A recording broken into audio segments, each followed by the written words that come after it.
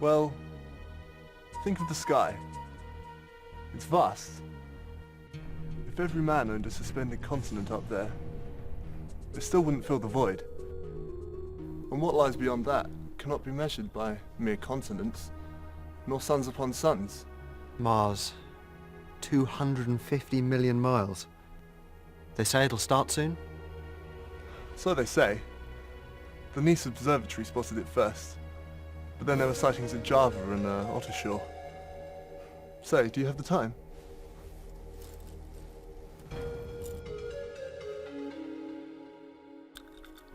We approach midnight. There we have it. Isn't it remarkable? Ever since Schiaparelli and his river channels inspired so many imaginations, we've been striving for more information on Mars. You're lucky it was only a decade before something happened. Well, yes, certainly we've been fortuitous. And now, finally I can begin my work. Tell me, what do you suppose is the cause of these flares? You obviously have some theory. I believe it to be a signal. You believe this to be a form of optical telegraphy? Surely not.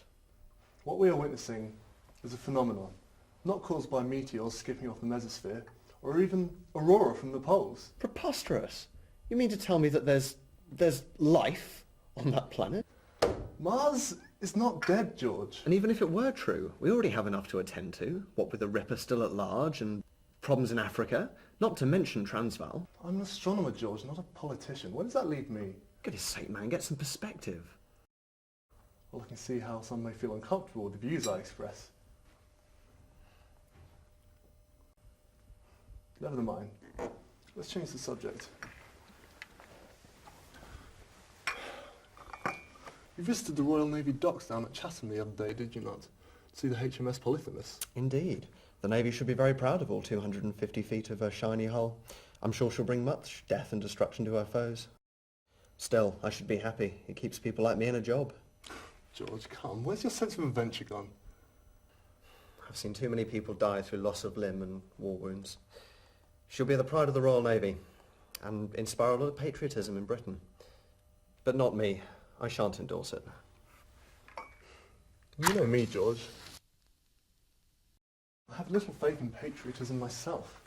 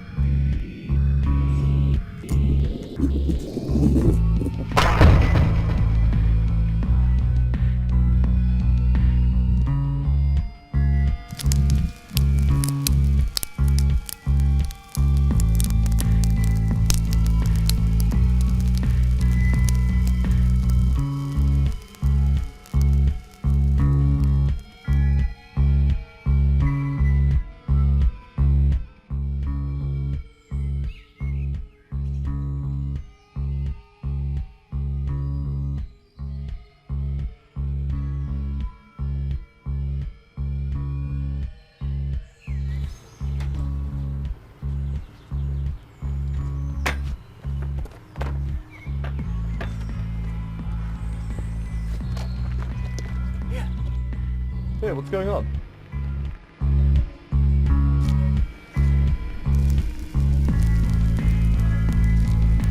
Look, you got to go back in your house, alright? Orders. You're not allowed out your house. My goodness, why? Look, I'm a Royal Grenadier, alright? 7 o'clock this morning, a suspicious object came up on the moors. Well?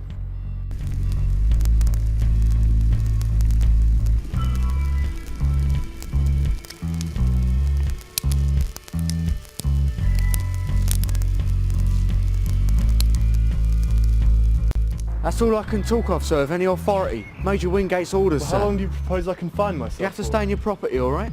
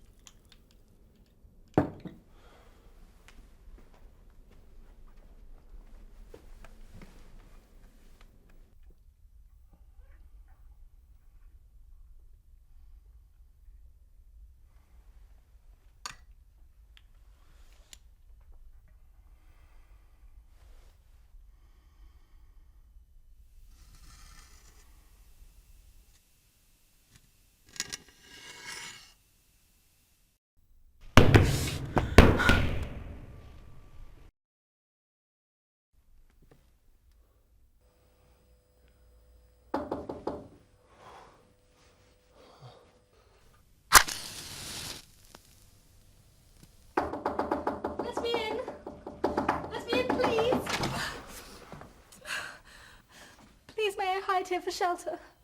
There are things outside. Abominations that I do not care to be met by.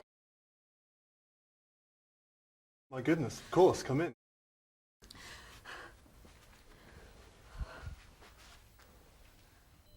What is your name? I'm Edward Moore. Mr. Moore, I'm sorry for arriving at your property in this state. You must think me a madwoman. Stranger things have been impressed upon me today, I assure you. Like that blessed thing on the moors out there. It's horrible. You've seen it? Yes, well, some of us were taking a walk on the moors. I was with a friend, Nicole, when we saw a crowd of people gathered around something peculiar. It was like a lantern in the ground. The men were amazed, said that it was impossible that light was coming from it. We watched them digging for hours. Why were they digging?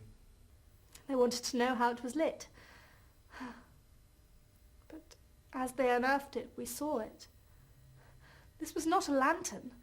It was some kind of colossal jar. A jar? Yes, a container. The jar broke open, and we heard shouting from the pit. There's an animal trapped inside. Oh my God, what was it? A calf? A moor pony? But this was no animal. We saw a stem coming out. Like a plant, a vine growing at speed. And it clutched the earth like the maw of an adder. Wait, go back. You say you saw plants growing rapidly? Yes. It was like when I lived in Africa with my parents. There was a group of local men that went down to the sea every night to get an octopus to sell to the local restaurants. The way the octopus's arms wrapped with struggle and labour over the dark arms of the hunters, that is the only thing which can even equate to what I saw. You're not making sense. I'm being confined to my house because there's some kind of squid plant in a jar. Mr. Moore, are you a man open to imagination? I'm an astronomer. It takes imagination to study the stars. Then listen to me. You know that simply not knowing about something does not prove it does not exist. It's a monster. Something science has yet to classify. The type of beast only portrayed in myth or rare glimpses. This was real. A myth come to fruition. Then perhaps we should protect it. It must have been a struggle to get off the moors. Oh Lord, I come across as a beggar. I'm startled. I'm not making sense. If you'd like to rest, I have a spare room upstairs. Take as much time as you need. Thank you.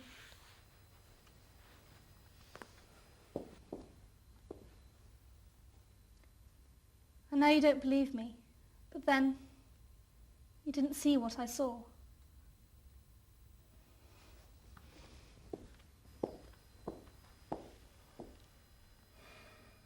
Cephalopods.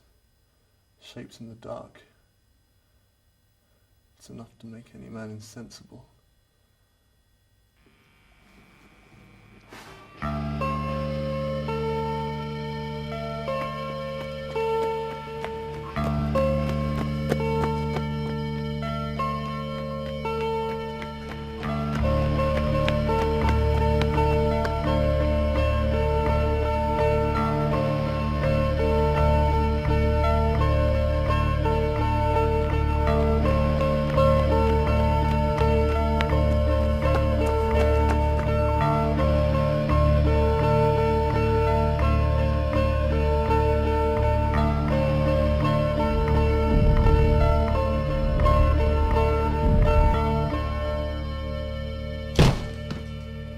God, man, was that really necessary? Well, the lights were out. I thought everyone had been evacuated. Were I had, you still would have had no right to barge in here like that. Say, are you a soldier? 'Twas I who warned you this morning. Frederick Morecambe, sir, Royal Grenadiers. Of course, yes. Tell me. What news from the lantern in the pit? Hey? Well, there's no lantern. I think your villager's been stirring up a bit of a fuss. Mind you, something plumbing out of the sky first thing at dawn, though. Out of the sky? By God, that woman has confounded me. We have much to discuss. Yeah, first of all, have you got any water or anything, mate? Yes, absolutely. In fact, I can do one better than that, my friend. Have a real drink. Hey? Oh yeah, cheers, mate. But I can't unfortunately have that. Dehydration, Latin, plus my major probably have my job. I understand, yes. It's a nice place you got here. Yes, it's all inherited, I'm afraid. Till I can send my papers off to the observatories people, there's a limit to the amount of money I can make. Ah, yeah. You're astronomer's a bit of a rarity, ain't you? You could say so. In fact, I think I could help you. I'm quite interested in what you said when you came in. Look, I can't disclose information like that. That's it's confidential. A woman arrived here earlier seeking refuge, and she said she thought she'd seen dark vines growing from a lantern. Nah, well, they was... Look, to be honest with you, mate, let me get it off my chest, really. It's, something's been going on out there. It's just, they're just animals, you know. Bits of muscle, dangly eyes, nothing special. I mean, is that what's been living up in the stars, really? Mate of mine, Barnesy, reckon this thing gave him a seizure. Basically, he tried to get one of these things back in the tent, and on the way he had the seizure, and when they got it back in the tent, he went back in its shell, like a turtle thing, I suppose. It's extraordinary behaviour. You said they came out of the sky?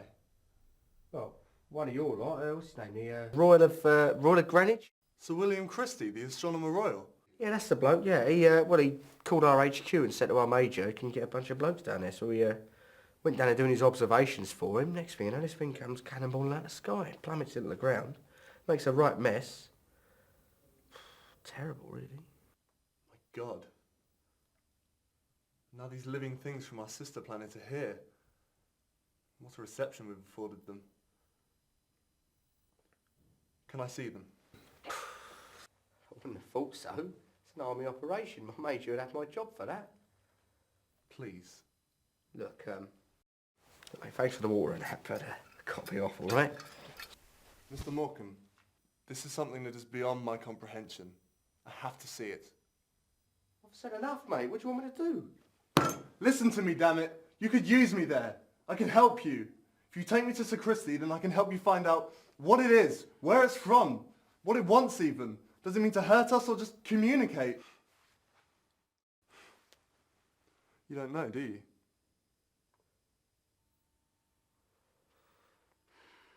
Look, you swear not to tell anyone? I swear, I just need to see it. You swear? This is not... It's my job on this. You have my word. All right, all right. Let's go. Thank you.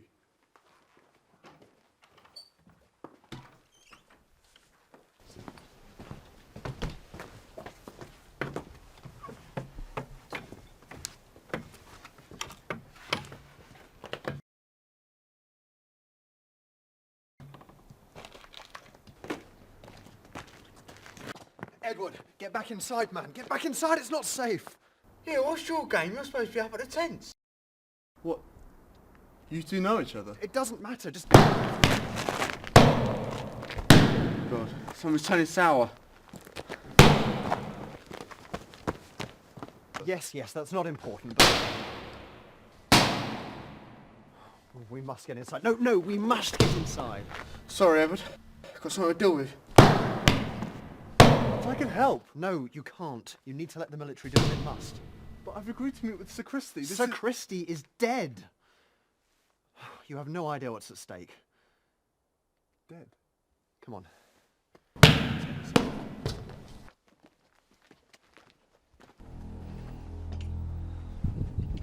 Beast. Grenadier, he said it was harmless, heavy, just some kind of immovable animal. Harmless. People are dying on the heathland out there. But how could this be? He said it was heavy, confined to its pit. What did you see? The weight of the thing is the brain tissue. The whole thing is just brain. I've never seen anything like it. The mind of that thing, it's grafted into every muscle that propels it. They're not merely animals after all. Whatever you want to call them, they just attacked us. Surely not. I was brought in this evening to join Major Wingate after some fool of a sapper fell into a pit and sprained his ankle. They'd set up a tent with some supplies. The other soldiers, they were lowering this ramp down to the thing in the hopes of drawing it out and snaring it. We saw it properly. It had these huge hypnotic eyes and a huge brain. It was at that moment we knew that it was no mere beast. Then the dreadful thing spoke, the most peculiar thing you'd ever heard.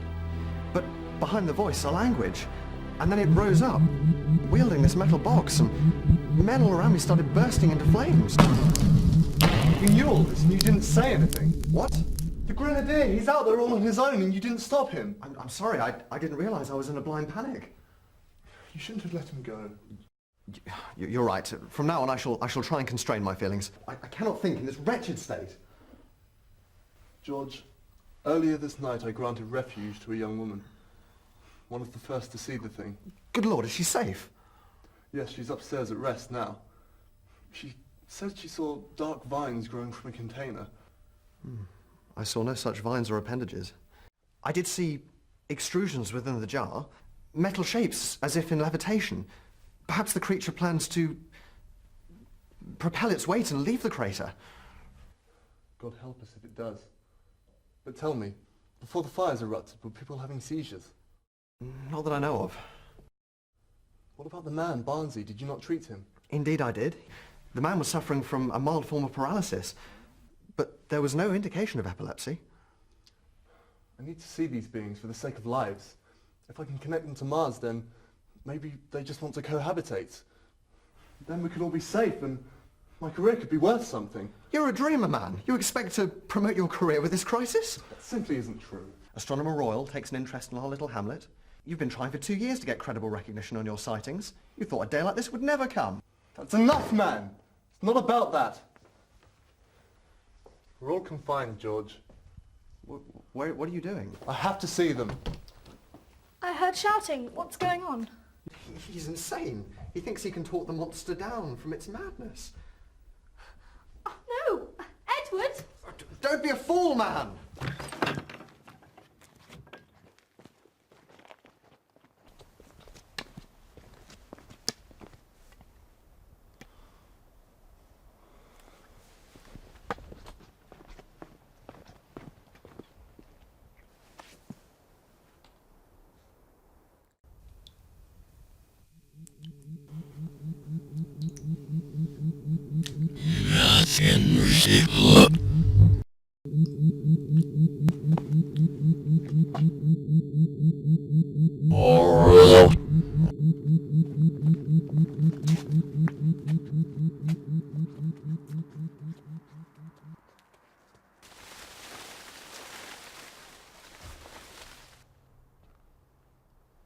Hello? I'm Edward Moore. I study the sky. I know how you're confined to the fourth planet, dying. I know how it feels to be trapped. You saw a stem coming out. So it's true. I knew even today, earlier, you felt confined in the crater. It's the same confinement you felt on Mars. Like animals, aren't they, I suppose. Unlike them, I know you're no mere animal. That's why I speak to you now, do you see? That's why I wanted to meet with you earlier. Do you understand me? Those men, they were wrong to crowd you upon your arrival. You need to understand me. Suffers from paralysis. There was no indication of epilepsy. Paralysis.